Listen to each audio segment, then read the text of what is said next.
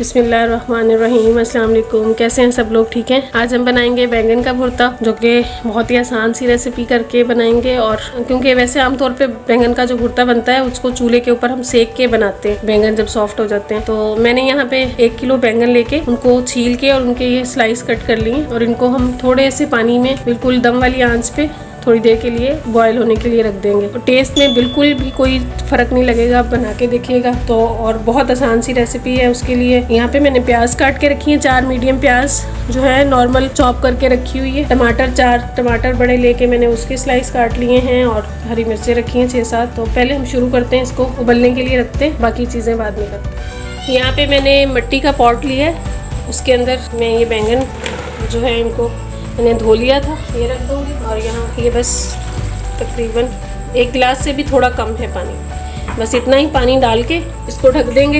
ये हल्की आंच पे 10 से 15 मिनट 20 मिनट सॉफ्ट हो जाएगा। और पानी इसका हमने बिल्कुल खुश्क कर देना, फिर उसके बाद बाकी इसका जो मसाला वगैरह बनाते हैं वो बाद में बनाते हैं। यहाँ पे ये बैंगन को मैं रखे हुए 10 से 12 मिनट हो गए और ये देखें इसका पानी बस खुश्क होने वाला है। हमने इसका पानी अच्छे से खुश्क करके और इसको निकाल लेंगे।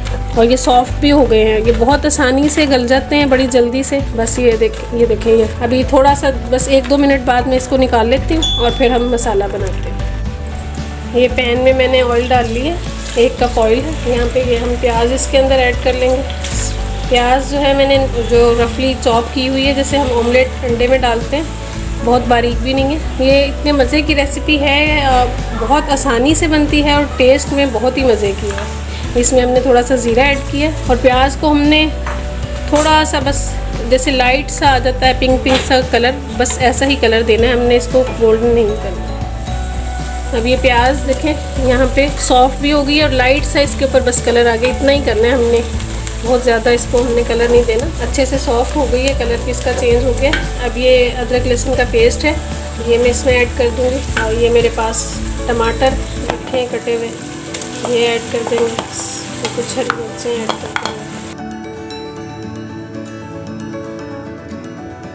और इस मसाले को अच्छे से हमने भूनना है।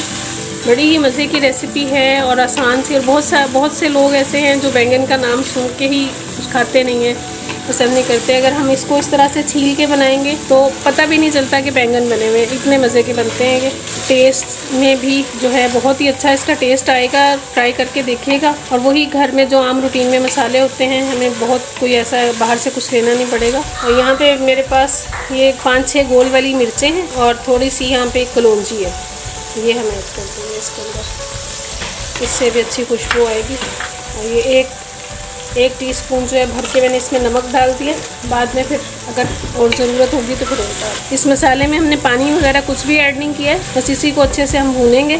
इसको ज़रा 2-3 मिनट और अच्छे से भूनने देंगे। यहाँ पे देखिए इसका मसाला भून रहा है अच्छे से। और ये मेरे पास 2 टेबलस्पून अचार मसाला है, ये आप इसके अंदर डालेंगे तो बहुत ही खुशबू भी बहुत प्यारी आएगी, टेस्ट में भी बहुत ही इसका मज़े का जायका हो जाएगा। देखिए इसके ऊपर ऑयल आना शुरू हो गया।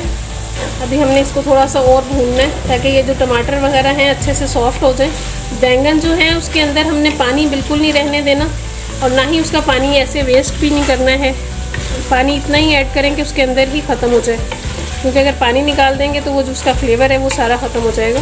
ज़रा 2 मिनट और हम इसको छोड़ दें कि ये अच्छे से भून जाए। ये मसाला भून रहा है और अब हम इसके अंदर 2 डोंगे के चम्मच जो है दही ऐड कर देंगे, उससे भी ज़रा इसके अंदर और खट्टापन आ जाएगा और मसाला अच्छा बन जाएगा। देखिए ऑयल इसके ऊपर आना शुरू हो गया। ये जो देखें इसके अंदर पानी अब नहीं है बिल्कुल भी बैंगन के अंदर, और ये तकरीबन मैश हो चुके हैं। अब ये हम इसके अंदर ऐड करते हैं।